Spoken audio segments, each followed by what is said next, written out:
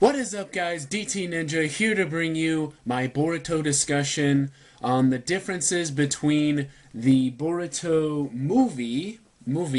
So we're going to be looking at some clips from the movie and scenes. This is the movie guide, or the special booklet you get when you go to the actual filming of the movie. Before we even start the discussion, I want to explain a little bit about the anime that's coming in the spring, in April. In April, the anime is coming out, and in a recent scan, I translated for you guys that the TV anime will be following the original story by Kishimoto.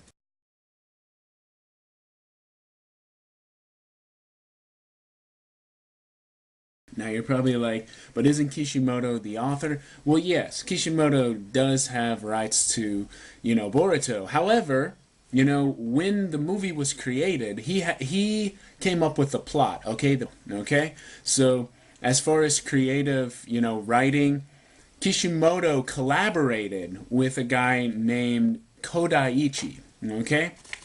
In fact, his full name is Ukyo Kodaichi. Now, you can see it here in the novel version at the top. You can see Kishimoto there, and Kodaichi is below him. So, in the novel version, obviously Kodaichi wrote the novel, which is the script for the movie, okay? But Kishimoto wrote the plot for the movie. He had the original plot. Obviously, he wrote guidance, so, he has the plot already out. The details, the creative details added in are also with Kodaichi. Now, Kodaichi and Kishimoto, they kind of collaborated, so there are differences. And that's what I'm here to share with you guys, because in the manga, which Kodaichi wrote as well, there are some similarities and some differences. Okay, so you can see two different takes on the story. What I'm saying is Kishimoto will be doing his take for the anime. Okay, so I'm pretty sure that it's going to follow his take on the story. Now, I'm not saying it's going to be entirely different, but it will be his take. Okay, so you'll see character designs by Kishimoto. You'll see, the storyline his way. That's all for that, and these are some of my artworks throughout the Boruto manga. I colored these, so anyways, I hope you guys enjoy.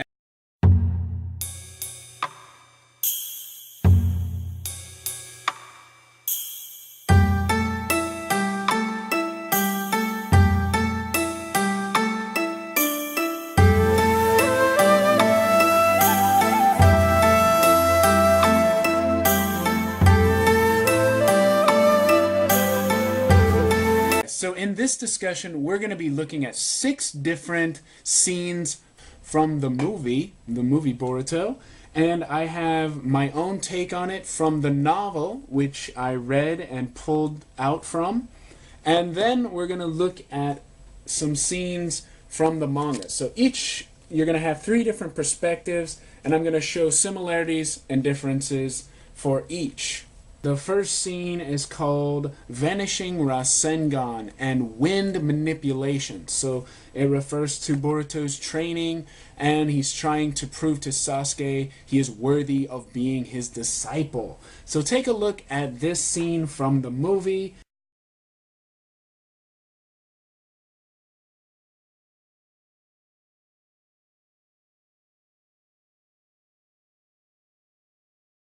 So, as you can see, this is the scene where he shows him the Rasengan, and it's very small, right? And he gets really angry and throws it, and, it vanishes, right? And this is where Sasuke realizes, there's something special about this kid, especially when he's looking at his hand. He looks at his hands, and you can see, actually, the manipulation starting, around with his chakra. So, and then he looks at the tree, and you can see the damage it did, and how effective it was. So it's very interesting. Now, in the novel, it shows and tells how he does this, okay? It explains what it is, and also a little bit of Sasuke's thinking. Okay, so here we go. To think he hadn't understood the significance of his Rasengan, Sasuke thought. That was how frighteningly genius Boruto's talent was. Okay, so first of all, he calls it a Rasengan, okay? And in reality, he said it couldn't be called a Rasengan. So there you go, guys. He actually calls it a Rasengan to himself, but to Boruto, he says that can't hardly be called a Rasengan. So he says it's very genius how he, how he's, creating his own technique. Very interesting. So how does Boruto make his Rasengan vanish? Well, the novel explains this. On top of that, it's a Rasengan that disappears when his nature transformation abruptly kicks in. So, the only one who had been able to understand this was Sasuke. Okay? Now, the reason I believe is not only because he's an Uchiha, but it's because of his his nature. Okay? He has something called Omenote Jikara. Okay? He has this in his Rinnegan, right? His Rinnegan allows him to switch with another object and vanish immediately, right? He's switched places with a sword before. He switched places with people before. Let me show you a clip from the movie, the very beginning, where he fools Kinshiki. So there you go, guys. This technique is very useful in battle, okay? In a battle situation. So that's why Sasuke thinks that Boruto's technique is very important, okay? So, it even says it right here. Well, it's very useful ability when trying to surprise an enemy without them aware of your intent. Sasuke can also vanish for a brief moment of time and then reappear instantly, as long as he switches with something. And that's the real reason why Sasuke brought him to the dimension when they faced off against Momoshiki. And he even says that, right? Right as, he tells him to use the technique. He says, "Why do you think I brought you here?" So it's very interesting how it goes a little deeper from, just the movie. Okay, now let's go into the manga version. Okay, so the manga version will show a little bit more. Okay, so I marked it. So here's Sasuke and Boruto. Okay, Sasuke and Boruto is, showing him his mini Rasengan, right? And he says, that can hardly be called, a Rasengan. So he throws it, right? He throws it, and then you can see it disappears. And he runs off, and then look at Sasuke's eyes. He looks at the tree, right? He looks at the tree, and notice how the spiral around it, it shows, what he had accomplished. It's pretty amazing. So that just shows you the scene from the manga. So it's very similar to the movie.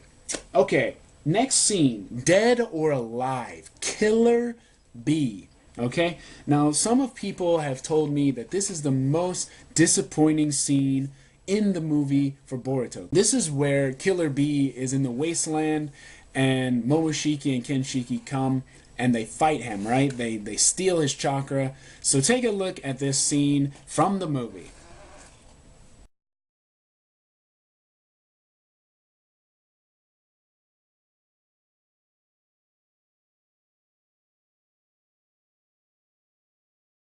So as you can see in that clip, Killer Bee is, basically overtaken. His chakra is being stolen. Momoshiki uses his Rinnegan to suck in all of his chakra. And we see him fall into the ocean, okay? Actually, we don't actually see it in that clip, but in the movie you do. You see him falling down in the ocean, so we don't know what happened to him. So that's the disappointment. We don't get that realization. Is he dead or is he alive? So that's where my scene title, Dead or Alive, comes from. Alright, now, let's look at the manga version now that we've seen the movie version. So the manga version shows Killer Bee. As you can see, this is the eight tails, you know, Gyuki, and you can see here is Momoshiki, and he eats the Cinnabar pill, you know, the Cinnabar pills that he takes, and then here's Kinshiki right here, and you know, he blasts the beast bomb at him, and then he uses his Rinnegan to suck it in, and this is where he uses the massive ball and basically blasts it right back at Killer Bee. So that's when Killer Bee is basically helpless, right? So we see it here, and you can see right here he's basically taking the rest of his chakra, and he drops him into the ocean, right? He drops him down in the ocean. And then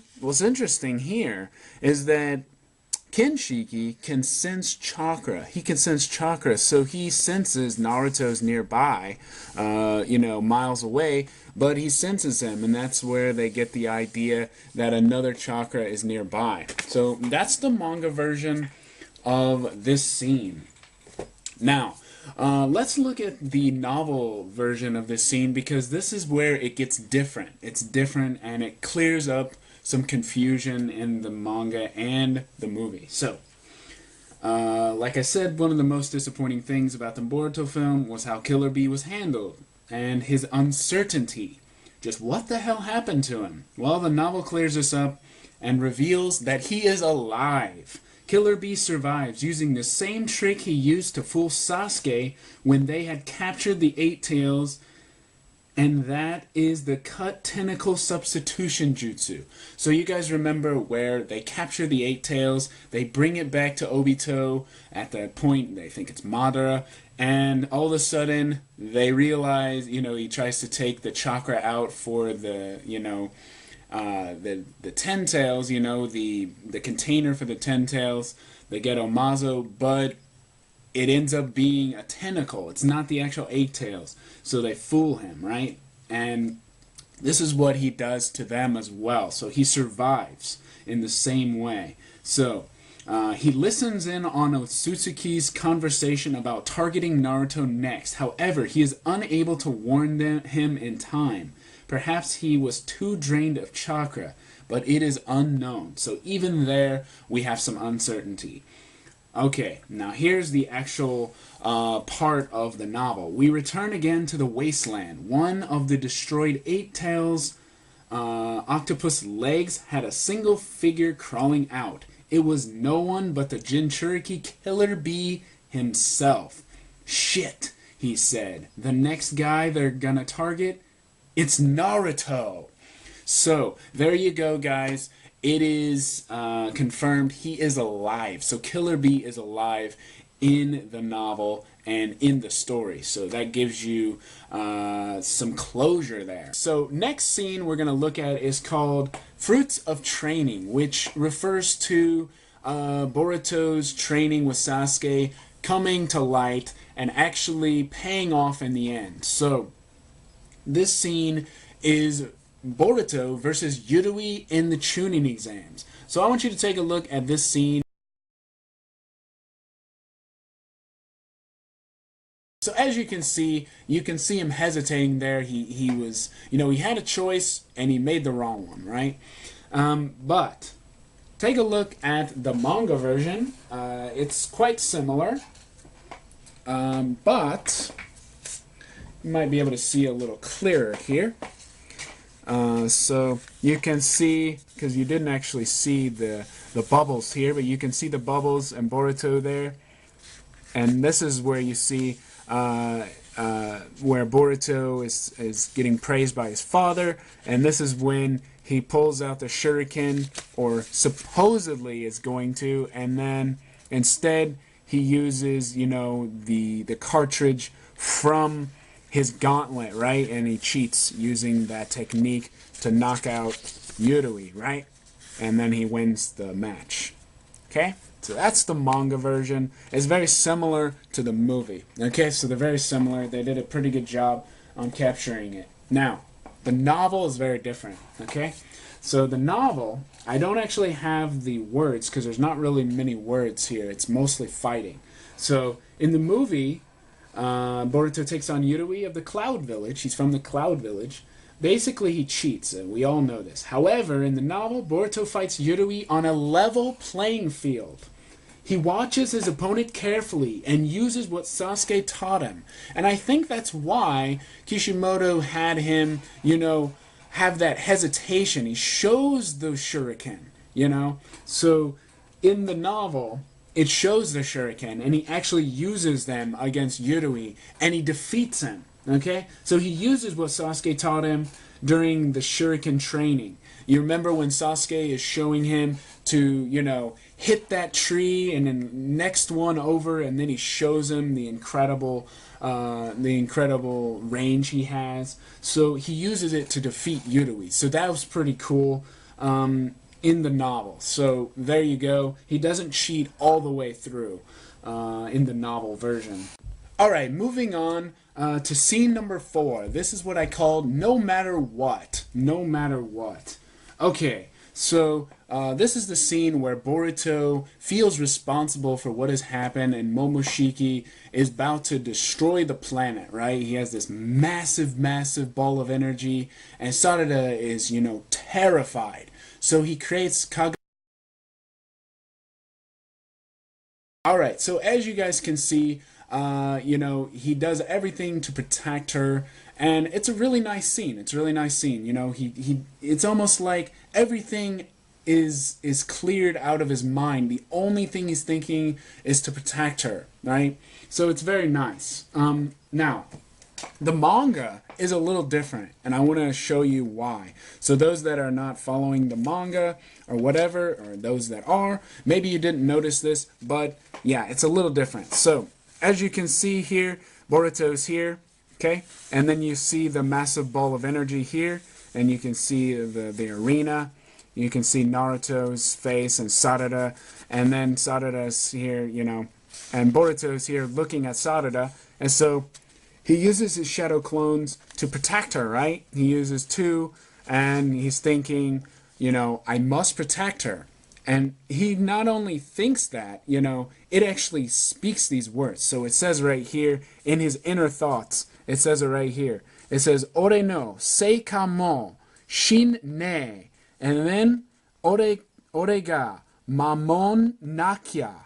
Mamon nakya. This means, I have to protect her. No matter what, I have to protect her. So here is his inner thoughts right here. I have to protect her. Orega mamon nakya. And then you can see Momoshiki here about to, you know, send this fireball down on them. So that's a little different from the movie. As you can see, it's more about the scene, the actual visual scene, you know. But here we have an inner thought, and in the manga, it's obviously easier, you know, to write that. But this actually comes from the novel. So I have a longer scene that I'm going to share here from the novel. Okay, so this is from the novel. Sarada was terrified. It was natural. It was the first time she had been facing enemies of this level as an opponent. Even if she had witnessed her father's fighting level from close up, she'd never seen anything like this. This was different from the world that Boruto and Sarada and the others had been living up until now. No, the same could be said for a large number of ninja, not just them. This was a fight that belonged to the field of legend that their fathers had struggled through. But even so, Boruto had to protect Sarada. That was what he was thinking, and hence the reason why it's in the manga. Not whether he could show his face to her or not. Not the level of the opponents. He just thought he had to protect her, no matter what. He readied the gauntlet. It clinked. There was a dry sound. He had run out of ammo. His borrowed powers had finally reached their end. Why at a time like this? But Boruto didn't give up. If he gave up, then forget being a shinobi. he wouldn't even be a man. He created several Kage no Bunshin. And it says 5 Borutos covered Sarada so they could be her shield. So in the novel, he actually reaches his maximum. So in the movie and in the manga, there are 2 Borutos, right? Because he had been fighting, and that was his maximum at the time. However, in the novel, it says he created 5. Now, I'm not sure if that is, true or not, but what I saw and what I read, it said 5. So it even says he had more power. Okay? So there you go. That's the differences between the 3. Okay? So let's move on to scene number 5. It's called My Hero, My Hero. Now this refers to the scene from the film where the stadium is collapsing. We're talking about the Chunin exams. Tournament stadium is collapsing, and Sasuke saves his daughter in time, right? So it's a great father-daughter moment. So take a look at this scene, and then we'll discuss it.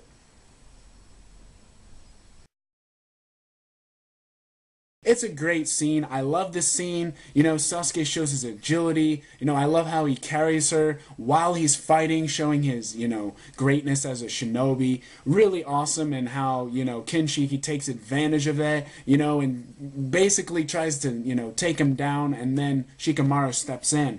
So let's look at that in the manga, because it's very similar to the movie. So as you can see, here's Mitsuki and Sarada here. And here's, where the stadium is collapsing a little bit. And this is where Sasuke rescues her, as you can see. And, this is where Kinshiki sneaks up behind him and then takes advantage of that moment. So it's a really good scene because, we have Sasuke and Sarada right here together. And then he gets lucky, right? Because that's where, Shikamaru steps in and uses his shadow binding jutsu, right? He uses his shadow binding jutsu to stop both of them. Okay? Now, the novel is very different, okay? The novel handles this scene very different. Now, you can tell that the novel version is Kodaichi's, and the movie version is Kishimoto's. Now, I want to see which one you guys think is the best, because both of them are very interesting. But I thought it was very interesting, so I wanted to share it with you guys.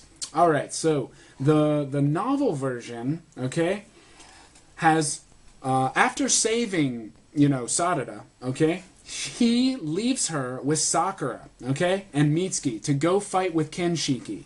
Sarada then witnesses her father pinned against a wall, and without thinking, she dashes towards Kinshiki. He suddenly swings his giant axe towards her, but he saved her just in time by the one she admires the most, Naruto. Only he had turned into the fox. So, this tells us that Sasuke couldn't save her, right? Kinshiki had him pinned against the wall, and in a moment of desperation, Naruto shows up out of nowhere and rescues Sarada. So that's very interesting. It's a different take on the scene. So I wanted to share that with you guys. All right, here's the actual scene. Sarada saw the sight and started to run. She left Mitsuki with her mother and just ran. There was no logic in it. She didn't even have any winning chances. But it wouldn't do if she didn't fight, because she was a ninja and an Uchiha, Sasuke's daughter. The ogre, who seemed to have given Sasuke an incapacitating blow, then noticed Sarada running towards his flank. He swung his axe sideways. Sarada!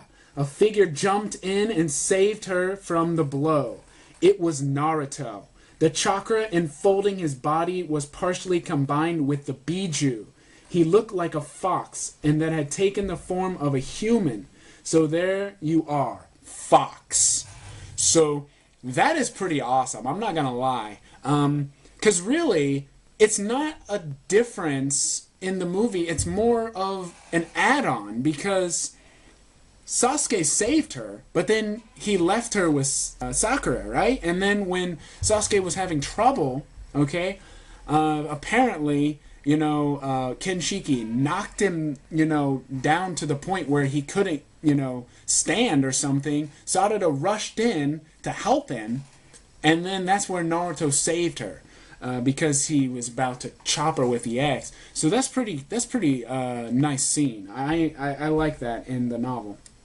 I would like to see that in the anime. If they show that, that would be really cool. So the last scene we're going to look at is scene number 6, the powerful elder. The powerful elder. And of course I'm talking about Kinshiki. The first encounter in the pitch dark with Sasuke. Obviously that's Kinshiki, the ogre, the giant ogre with an axe. So yeah, I'm going to talk about it a little bit. But first, let's take a look at this clip from the movie. Take a look.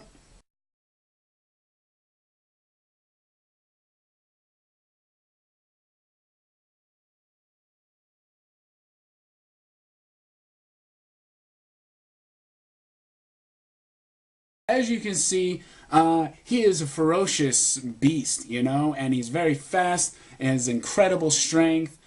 He is able to manipulate nature and create an axe purely made out of chakra, right? He can manipulate, the size and shape of it. It's very interesting.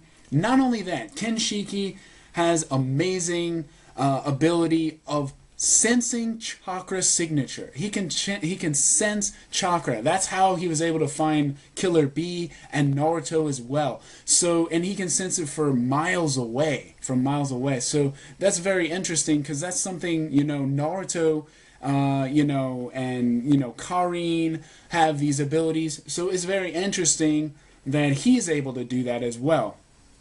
Also, he is very knowledgeable. So when we see him use the ritual when Momoshiki is in trouble, right, against the five Kage, he's the one fighting, all of them, all at once.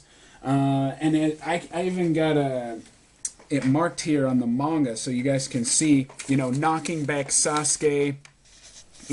He's really strong, really powerful. It takes almost everyone, to fight against them. Chojiro and all of them all at once fighting.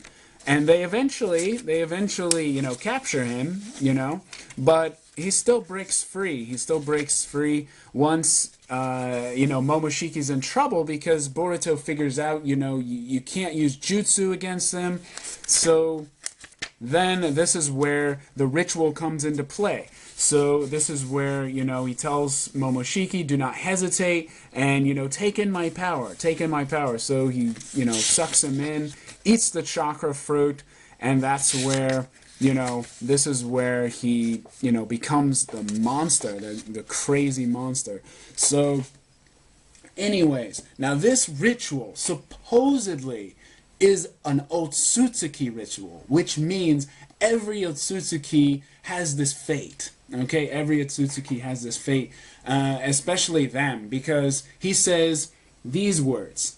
He says, "It is my duty as your parental role." Kinshiki guided Momoshiki just as he had done in the past. The only thing I can pass on to you is power. Do not hesitate. Just as my parental role once entrusted his power to me, now I do to you. Like I said, he's very knowledgeable about his clan. He even explains, he had once did it before. So it raises that question, who was that? Could that have been Kaguya's father? Could it have been the leader of the Otsutsuki clan?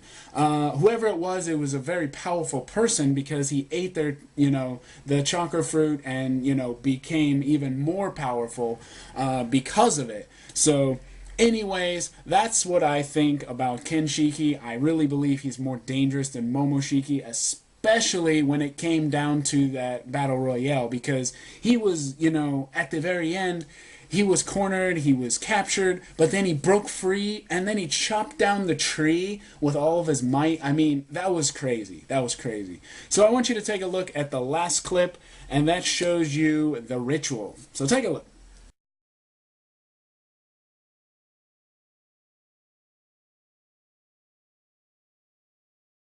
So, like I said, Yeah, it is a parental role that he is with Momoshiki, and he devoured the chakra fruit once before, years ago probably.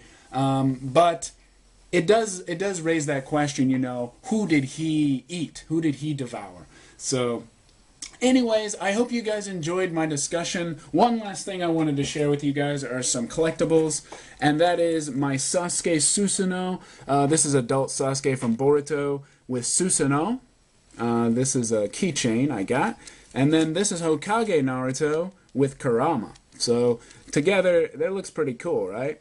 You got Hokage Naruto with Kurama and Sasuke with Susanoo. Alright? And my collectible card from Boruto, Sarada, Boruto, and Mitsuki. So I hope you guys enjoyed this discussion. I hope, it was, informative. Anyways, I'll see you in the next video, and yep,